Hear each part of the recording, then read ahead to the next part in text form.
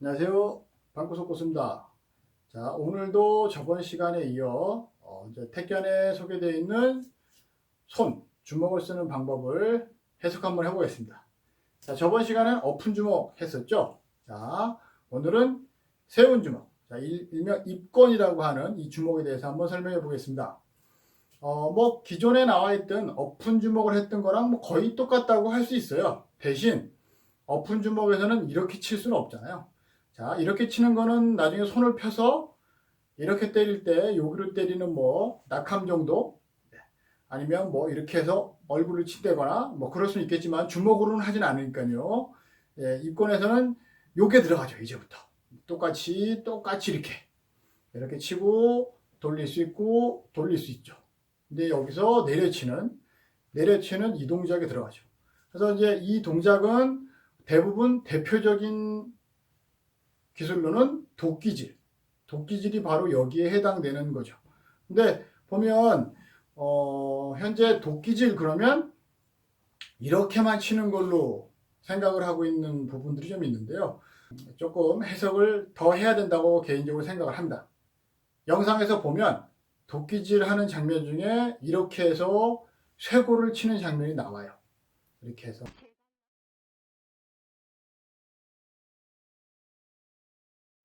근데 그거는 뭐 그 누구도 어느 무술에서도 다 해석하거나 할 수 있는 동작이라고 생각을 합니다. 자, 그래서 입건 같은 경우는 이렇게 쳐서 뭐 연문에서 나오는 것처럼 이렇게 코를 칠 수도 있을 거고요. 자, 명치도 치고 아랫배도 칠 수 있겠지만 대부분 이렇게 치는 거는 속도는 빠르지만 파괴력은 좀 떨어진다는 얘기를 하죠. 예. 근데 뭐 그거는 개인이 얼마나 수련을 했느냐에 따라서 달라질 거라고 저는 생각을 합니다. 그리고 뭐 사람이 뭐 이제 골격으로 이렇게 이루어져 있고 근육이 붙어 있는 구조에서 그렇게 강한 힘으로 맞지 않아도 정확히 맞으면 대부분 다 쓰러진다고 생각을 해요. 근데 대부분 보면은 그거에 대해서 약간 착각을 하거나 아니면 환상을 가진 사람들이 있어요. 왜 그러냐면 안 때려보고 안 맞아봐서 그렇다고 저는 생각을 합니다. 많이 겨루기 위주로 하는 복싱 같은 경우는 이렇게 연습할 때 이런 식으로 툭툭툭툭툭툭 가볍게 치죠. 예. 그리고 글러브를 이만한 걸 큰 걸 끼고 사람을 계속 때리죠. 표적을 때리고. 그렇기 때문에 주먹에 대한 감과 이 때릴 때의 강도를 조절하고 어떻게 빨리 치고 이럴 땐 세게 치고 그 느낌을 아는 거죠. 그러니까 그게 중요한 거라고 생각을 합니다. 이 뭐 주먹의 형태 뭐 이런 거보다는. 그런데 이제 여기서 세워서 이렇게 일명 태권도의 매주먹처럼 치는 이 기술은 소개되어 있는 걸로 보면 영상에서는 쇄골을 치지만 또 다른 교범들을 보면 지금 송덕기 할아버지가 나와 있는 그 책에도 보면 뒷부분에는 턱을 칩니다. 턱을 이렇게 해가지고 잡아놓고 턱을 까고 쇄골도 치고, 자 이걸 그대로 내리면 제갈 넣기 이런 식으로 들어가죠. 이런 식으로도. 그래서 이제 이거는 어떻게 보면 재친 주먹이 아니냐 뭐 그렇게 해석도 할 수 있습니다. 근데 이게 어떻게 딱딱딱딱 구분을 하면서 하기가 좀 애매해요. 사람이 움직이면서 하는 거기 때문에. 그래서 세운 주먹에서는 앞에 부분에 똑같이 곱게 지르는 거는 거의 공통적으로 들어가고요. 이제 이렇게 들어서 이렇게 때리는 이 행위가 들어가죠. 뭐 해머 펀치라고 하는. 그래서 이걸로 턱도 치고 갈비뼈, 뭐 겨드랑이 이렇게 다 칠 수 있죠. 그리고 이거를 가지고 상대가 발로 찼을 때 잡고 뭐 다리도 이렇게 칠 수 있는 거고. 그러니까 뭐 팔로 잡았을 때 팔로 여기로 또 칠 수도 있는 거고. 상대의 팔을. 그러니까 생각의 범위를 넓혀야 됩니다. 이게 뭐 있고 없고를 떠나서 실질적으로 겨루기에 쓰고 그리고 그거를 발전을 시키기 위해서는 없으니까 안 해. 그게 아니고 이런 동작으로 이렇게도 할 수 있다. 그런 거를 연구를 해야 된다고 생각을 합니다. 그래서 세운 주먹은 이렇게 때리는 걸로 턱, 뭐 쇄골, 갈비뼈, 겨드랑이 뭐 이렇게 칠 수 있겠죠. 뭐 상대가 잡았을 때는 팔도 찢고 상대의 다리 잡았을 때는 다리도 치고, 예, 그게 바로 세운 주먹이죠. 다음은 제친 주먹을 한번 보겠습니다. 자, 제친 주먹은 세운 주먹을 이렇게 돌리는 거죠.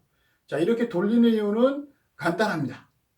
이렇게 치기 어려울 때 이렇게 돌리겠죠, 그렇죠? 그 세운 주먹에 이어서 제친 주먹은 교범에 나와 있는 걸로 봤을 때는 치켜치기라고 나오죠. 자, 치켜치기는 상대를 잡고 이렇게 올리듯이 쳤다. 뭐 태권도에 이거랑 비슷하죠. 예, 태권도에서는 이렇게 해가지고 손이 일로 들어가지만 그 성덕기 할아버지의 그 사진 영상을 보면 이렇게 칩니다. 이렇게 상대를 잡아당기면서 이렇게 해가지고 아랫배를 퉁 밀듯이 쳤다라고 표현이 돼 있어요. 요거는 앞에 부분 책 소개하는 곳에 다 나와 있습니다. 자, 이렇게 해서 치는데 보면 이제 이걸 가지고 뚝, 자, 지금으로 해석을 하면 몸통으로 뭐 올려치기, 뭐 복싱에 보면 어퍼컷 같은 거라고 저는 생각을 합니다. 개인적으로. 그럼 이걸로 아랫배도 치고 명투도 치고 더 올리면 턱도 칠 수 있겠죠. 그러면 이게 또 턱배기의 일종의 기술이 된다고 저는 개인적으로 생각을 합니다. 그래서 여기에서 이렇게 치는 건 그냥 대표적인 주먹이고요. 제쳐서 치는 것 중에 이렇게 제치겠죠, 그죠? 이렇게 제치면 이 모양 그대로 세운 주먹에서 제친 주먹으로 바뀌면서 상대의 턱을 칠 수도 있죠. 이거를 이렇게 내려치면 비껴 세운 주먹으로 비껴서 턱을 치는 거지만 여기서 이렇게 까듯이 이렇게 치면은 이게 좀 해석이 조금 그렇긴 한데, 예, 이것도 일종의 제친 주먹이 되겠죠. 예, 그러니까 여기서 상대가 나를 이렇게 잡았을 때 손을 이렇게 올려서 치느냐, 이렇게 올려서 치느냐, 이렇게 올려서 치느냐는 그거는 뭐 개인이 뭐 영향에 따라서 하는 거라고 생각을 합니다. 그래서 보면 상대가 나를 잡았을 때 여기 겨드랑이 부분을 이렇게 뭐 일명 쑤신다 그러죠. 이렇게 올려서 치건, 이렇게 치건, 뭐 이렇게 치건, 이렇게 치건. 그거는 그 상황에 맞춰서 치는 거라고 생각합니다. 결론적으로는 태권의 주먹질은 그냥 일반 격투기의 주먹질과 거의 뭐 다를 게 없습니다. 대신 제가 보는 관점에서의 태권의 주먹은 근접한 거리에서 하는 게 맞는 것 같아요. 모르죠, 뭐 또 조선시대 때는 뭐 떨어져가지고 했을 수도 있죠. 왜냐하면 복싱에서도 인파이터가 있고 아웃파이터가 있듯이, 근데 대부분 태권은 가까이 붙어서 한다고 대부분 생각을 하잖아요. 태권 경기를 보면. 근데 대부분은 그럴 수밖에 없을 거라고 생각을 해요. 왜냐하면 가까운 거리에서 상대를 때려야 상대가 뭐 그거에 타격을 받고 뭐 쓰러질 확률이 훨씬 높고, 근데 만약에 내가 뭐 떨어졌다가 붙였다 이거를 굉장히 잘하는 사람이다. 그러면 떨어졌다가 순간적으로 확 붙어서 때릴 수도 있겠죠. 예. 막 살살 도망다니면서. 그러면 이제 그게 아웃복서 같은 느낌이 나겠죠.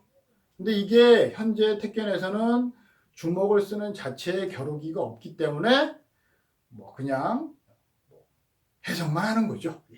그래서 보면 세운 주먹과 제친 주먹까지 다 하게 되면 그냥 일반 격투기처럼 이렇게 때리고 이렇게 때리고 이렇게 때리고 뭐 돌리기도 하고 뭐 이렇게 때리고, 대신 뭐 이런 동작들이 들어가는 것만 빼고는 거의 똑같다 라고 생각하는 게 제 생각입니다.